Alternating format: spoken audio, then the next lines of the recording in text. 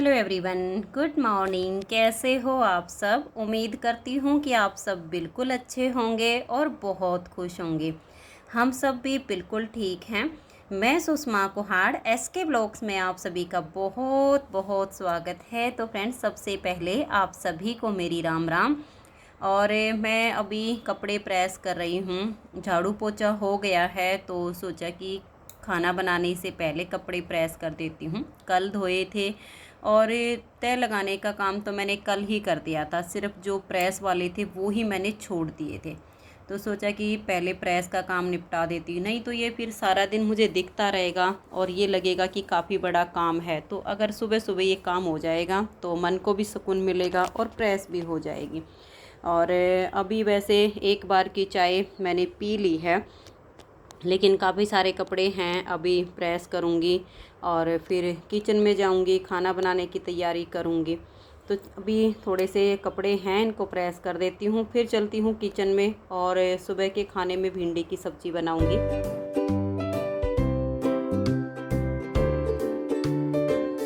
Press करने के बाद अभी किचन में आई हूँ और किचन में आने के बाद मैंने सब्ज़ी काट ली है और सुबह के खाने में बना रही हूँ भिंडी की सब्ज़ी। और अभी मैंने प्याज भुनने के लिए रख दी है, तो साथ के साथ दूसरे चूल्हे पर मैं अपने लिए चाय बनने के लिए भी रख देती हूँ।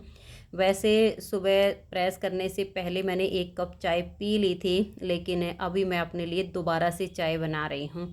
तो एक चूल्हे पर चाय बन जाएगी और दूसरे पर ये प्याज मेरी भुन जाएगी। प्याज को मैं बीच बीच में चलाती रहूँगी, तो ये है कि मेरे सब काम एक साथ कंप्लीट होते चले जाएंगे। तो चाय के लिए जो गैस का फ्लेम है मैं लो कर दूँगी ताकि धीमी आंच पर चाय पक जाए। तब तक जो बाकी के काम हैं उनको भी साथ के साथ कर लूँगे। और अभी दही को भी नहीं भिगोया है और विशाल खाली पेट 1 कटोरी दही खाता है, तो 1 कटोरी दही पहले उसको दे कर आऊँगी और 2 कटोरी दही फिर फ्रीज में रख दूँगी। बच्चे रोटी खाएंगे तो 1 1 कटोरी दही साथ में ले लेंगे और जो बाकी की बच जाएगी उसको मैं भिगो दूँगी। तो थोड़ा सा बच्चों के लिए मक्खन हो जाएगा और हम तीनों के लिए लस्सी तैयार हो जाएगी। और गर्मी में तो लस्सी पीने का बहुत मन करता है, तो लस्सी चाहे थोड़ी सी पतली ही क्यों ना हो जाए गर्मी में, लेकिन अगर मिल जाए तो काफ़ी अच्छा रहता है। तो ये है कि अभी जो बाकी की दही बच गई है इसको मैं साथ के साथ भिगो दूँगी और प्याज को मैं बीच बीच में चलाती रहूँगी, कहीं ऐसा ना हो कि साइड से जल जाए। तो इधर चाय भी मेरी बन गई है, तो विशाल को दही खाने के लिए दे देती हूँ और अपनी चाय को ऐसे ही छान के और रख दूँगी, क्योंकि ज़्यादा गर्म चाय मैं पीती नहीं हूँ, थोड़ी सी ठंडी होने के बाद पीती हूँ। तो अभी चाय को तो छान के साइड में रख दिया है, पहले दही को भिगो देती हूँ, तब तक उधर मेरी जो है प्याज भी भुन के तैयार हो जाएगी और फिर मैं उसमें भिंडी डाल के उसको पकने के लिए रख दूँगी। इधर दही भिगोने का काम हो जाएगा। तो ये है कि सारे काम एक साथ कंप्लीट हो जाएंगे। लेकिन अभी मैं रोटी वगैरह नहीं बनाऊँगी और रोटी मैं बाद में बनाऊंगी। अभी तो सिर्फ सब्ज़ी बना के और चाय पी के पहले अपना नहाना धोना ये सब काम कंप्लीट करके फिर मैं आटा लगाऊंगी। जो दही भिगो के रख दी है वो मक्खन वगैरह निकालूंगी, ये सारे काम मैं बाद में करूंगी। तो ये सब निपटा के और नहा के बाद में किचन में आऊँगी।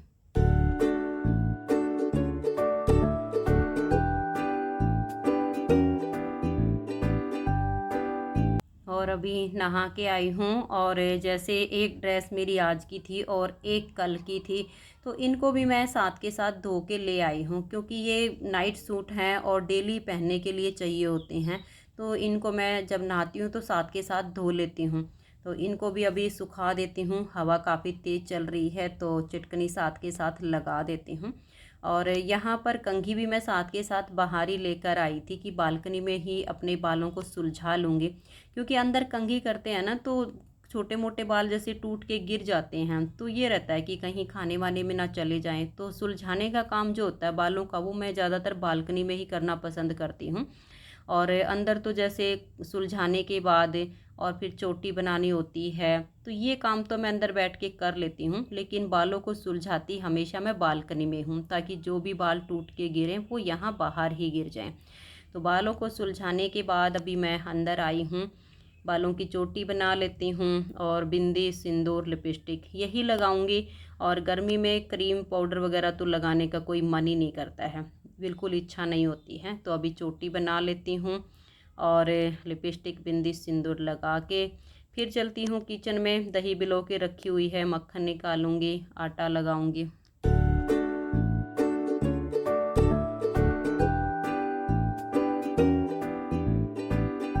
और अभी पहले मक्खन निकाल देती हूँ, क्योंकि मैंने दही को भिगो के और ऐसे ही ढक के छोड़ दिया था कि जब मैं आटा लगाऊंगी तो पहले मक्खन निकाल दूंगी और फिर मक्खन से थोड़े से चिकने हाथ हो जाते हैं, तो उन्हीं हाथों से फिर मैं आटा लगा दूंगी। तो मक्खन निकालने से पहले ही मैंने सारी तैयारी करके रख दी थी।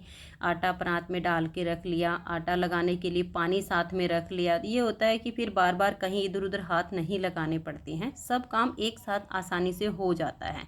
तो अभी आटा लगा लेती हूँ और फिर साथ के साथ मैं रोटी बनाने भी लग जाऊँगी। तो ये मैंने रोटी सेकनी भी शुरू कर दी हैं। तो सबसे पहले वाली रोटी तो मैं डेली ही गाय माता के लिए बनाती हूँ, और ये रोटी सेकने से पहले भी मैं सासू माँ की थाली तैयार कर लेती हूँ। क्योंकि क्या होता है कि रोटियों को अगर बीच बीच में छोड़ के थाली लगाओ, ये करो वो करो, तो रोटी भी जलने का डर रहता है। तो मैं सारी तैयारी पहले से ही करती हूँ और बाद में रोटी सेकना शुरू कर देती हूँ। वैसे तो कई बार विशाल के पापा जी आ जाते हैं सासू माँ को खाना देने के लिए, लेकिन कई बार क्या होता है कि मैं उनको आवाज़ लगाती हूँ, वो आते हैं तब तक ये होता है कि रोटी ठंडी हो जाएंगी, तो मैं पहले ही उनको खाना दे देती हूँ। ये आते हैं तब तक तो वो खा लेते हैं। तो गाय माता की 2 रोटी मैंने बना दी हैं। तो ये भगवान के लिए भोग लग गया है। तो आप सब भी आ जाइए। सुबह के खाने में भिंडी की सब्जी है और मैंने साथ में कच्चे आम और प्याज की चटनी भी बनाई हुई है। तो ताज़ी लस्सी है और आज तो मक्खन भी है। तो गर्मा गर्म खाना हमारे साथ खा लीजिए। तो अभी सबको रोटी बना के खिला देती हूँ।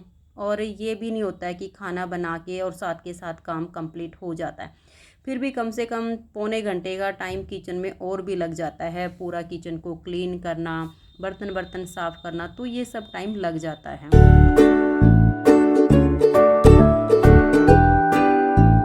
ये अभी लगभग 1:30 बजे का टाइम है और मैं नीटिंग का काम करने के लिए बैठ गई हूँ। और वैसे किचन के काम से फ्री होने के बाद मैं आधे पौने घंटे के लिए लेट गई थी, थोड़ा सा रेस्ट करने के बाद, और मैं फिर उठी हूँ और अभी मैं अपना बुनाई का काम करने लग गई हूँ। और अब मैं लगभग 4 बजे तक यहीं पे बैठ के अपना नीटिंग का काम करूँगी।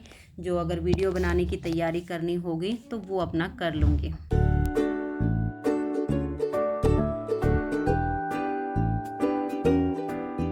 और ये अभी शाम 4:15 बजे का टाइम है और विशाल के पापा जी बनाकर लाए हैं चाय। तो अभी हम दोनों बैठकर चाय पी रहे हैं। सासू माँ को दूध दे दिया है और बच्चों के लिए जूस बनाना है, लेकिन लगभग 5 साढ़े 5 बजे बनाऊंगी। तो अभी आ जाइए और शाम की चाय पी लीजिए। काफ़ी दिनों से आप सबके साथ बैठकर शाम की चाय नहीं पी थी, तो आइए और चाय पी लेते हैं। और फिर आज मैं एक सूट की कटिंग भी करूँगी। तो अभी ये तो चाय पीने के बाद चले जाएंगे दूध लेने के लिए और मैं अपना एक सूट की कटिंग करूँगी।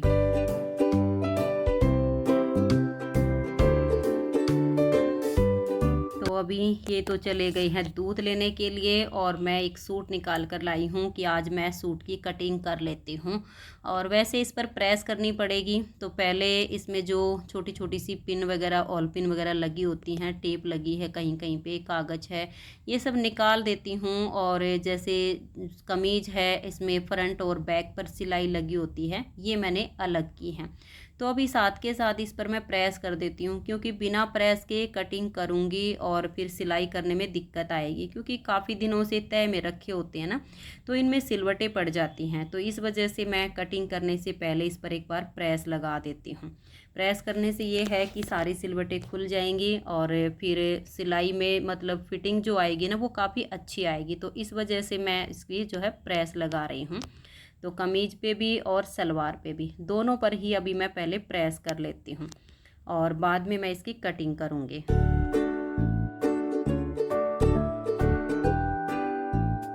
तो प्रेस हो गई है, अब सूट की कटिंग भी कर लेती हूँ। और वैसे बहुत दिनों के बाद आज मैं सूट की कटिंग कर रही हूँ, तो मन में थोड़ी सी घबराहट भी है कि कहीं कुछ गलत कटिंग ना हो जाए, क्योंकि सूट काटने का काम ऐसा है, अगर थोड़ी सी भी कैंची गलत लग गई तो पूरा सूट ही ख़राब हो जाता है, फिर वो फिटिंग बनती नहीं है। और इसी वजह से थोड़ा सा डर डर के इस सूट की कटिंग कर रही हूँ। और किसी भी काम को जब हम रेगुलर करते रहते हैं तो फिर एक हैबिट हो जाती है, लेकिन 5-5 6-6 महीने के बाद अगर किसी काम को करते हैं तो थोड़ा सा हाथ भी मेरा तो कांपने लग जाता है कि कुछ गलत ना हो जाए, तो बहुत ही ध्यान से करना पड़ता है। तो अभी सूट सलवार की कटिंग करके रख देती हूँ और फिर बच्चों के लिए मैंगो शेक बनाऊँगी, क्योंकि अभी मैंने बना के नहीं दिया है। इनके जाने के बाद फिर मैं अपने सूट की कटिंग के काम में ही लग गई थी।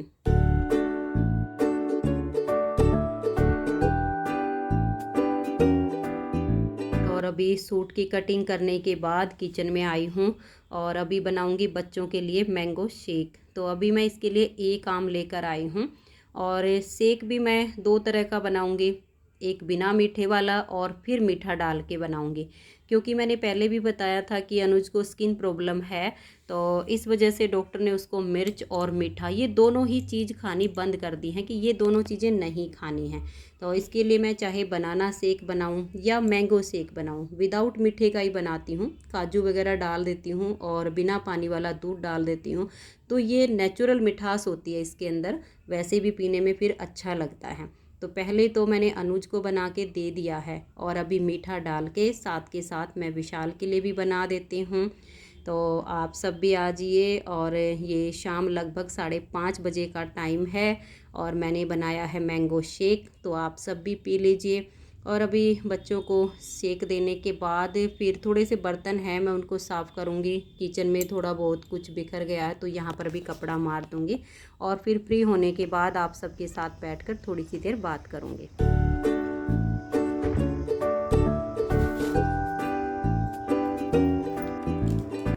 राम राम जी, कैसे हो आप सब? आप सभी का आपके अपने चैनल एसके ब्लॉग्स में एक बार फिर से बहुत बहुत स्वागत है। और अभी शाम के 6 बज गए हैं, तो सोचा कि आप सबके साथ बैठकर थोड़ी सी देर बात कर लेती हूँ, तो ब्लॉग वीडियो का एंड हो जाएगा। और आज तो मैंने जैसे तैसे करके एक सूट की कटिंग कर ली है और ये देखिए आज मैंने इस वाले सूट का मुहूर्त कर दिया है। सूट की कटिंग हो गई है, तो अब ये है कि धीरे धीरे करके 3 दिन में, 4 दिन में, ज़्यादा से ज़्यादा 5 दिन में मेरा सूट सिल जाएगा। और 1 महीने से मैं ये सोच रही हूँ कि सूट सिलना शुरू करूँगी। अगर एक सूट को मैं काट के रख लूँगी तो जैसे तैसे करके वो सिल जाएगा। और फिर मुझे ये भी होता है कि मैंने कौन सा सिलाई पर सिलने होते हैं, 2 दिन में, 4 दिन में, 6 दिन में, जैसे करके बनता है अपने सूट को बना लेती हूँ, तो सिलाई बच जाती है। क्योंकि आज की महंगाई में घर चलाना इतना मुश्किल हो गया है और सिलाई भी इतनी महंगी हो गई है और सिलने वाले भी क्या करें, मेहनत भी बहुत होती है सूट सिलने में। तो फिर मैं सोचती हूँ कि चलो 2 पैसे यहाँ से बच जाएंगे, थोड़ा थोड़ा टाइम निकाल के और अपनी पसंद के सूट खुद ही सिल लूँगी। तो ये वाले सूट की आज कटिंग हो गई है और धीरे धीरे करके ये सिल भी जाएगा। और काफ़ी सारे सूट रखे हुए हैं, बस अब स्टार्टिंग हो गई है ना, तो अब तो इनको मैं सील के ही हटूँगी, चाहे जितने दिन मर्जी इनमें लग जाएं, लेकिन एक एक करके अब मैं इनको सीलती जाऊँगी। और ये भी होता है कि गर्मी आती है ना तभी मैं सूट सील पाती हूँ, सर्दी का मौसम आ जाता है ना तो मेरे पास 5 मिनट का टाइम भी नहीं बच पाता है। अब तो ये होता है कि दिन में 1.5-2 घंटे का टाइम होता है जिसमें मैं चाहे रेस्ट करूं, नीटिंग का काम करूं या फिर बुनाई का काम करूं, तो थोड़ा बहुत होता है कि चलो रेस्ट नहीं करूंगी, अपने सूट सील लूँगी तो मेरा ही काम हो जाएगा। और इतनी महंगी सिलाई हो चुकी है तो सोचती हूँ कि चलो 2 पैसे बच जाएंगे, खुद से सूट सील लूँगी। और एक ये भी होता है जब हमें खुद से सील कर अपने सूट पहनते हैं ना तो बाहर के सिले हुए कम ही पसंद आते हैं। कभी गला बड़ा हो जाता है, कभी कुछ दिक्कत हो जाती है, अपना खुद का होता है तो अपने हिसाब से सील लेते हैं। तो ये मेरे सूट की कटिंग हो गई है। और ये देखिए आज विशाल ये लेकर आया था, वो कहते हैं ना कि आज ही मूंड मुंडाए और आज ही पड़ गए ओले। तो काफ़ी दिनों से इसने कुछ भी मतलब बाहर का नहीं खाया था और पूरे 1 वीक से तो ये बोल रहा था कि मैं मम्मी दुकान पे जाऊंगा और कुछ अपने लिए लेकर आऊँगा। तो मैंने कहा कि तुम जाओ और ले आओ। और ये भी इतना आलसी है कि मतलब आसानी से दुकान पर जाता नहीं है। आज हिम्मत करके बोला पापा पैसे दो, मुझे कुछ लेकर आना है।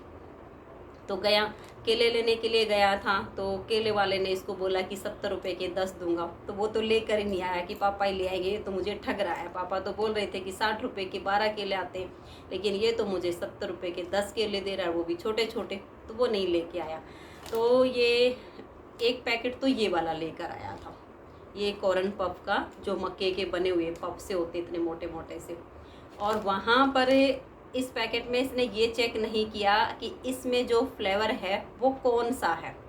और यहाँ आने के बाद भी इसने पढ़ा नहीं कि इसमें फ्लेवर क्या लिखा हुआ है। तो चीज़ फ्लेवर इस पर लिखा हुआ था, पढ़ लेता तो इसको चेंज करवा लेता बंद के बंद पैकेट को।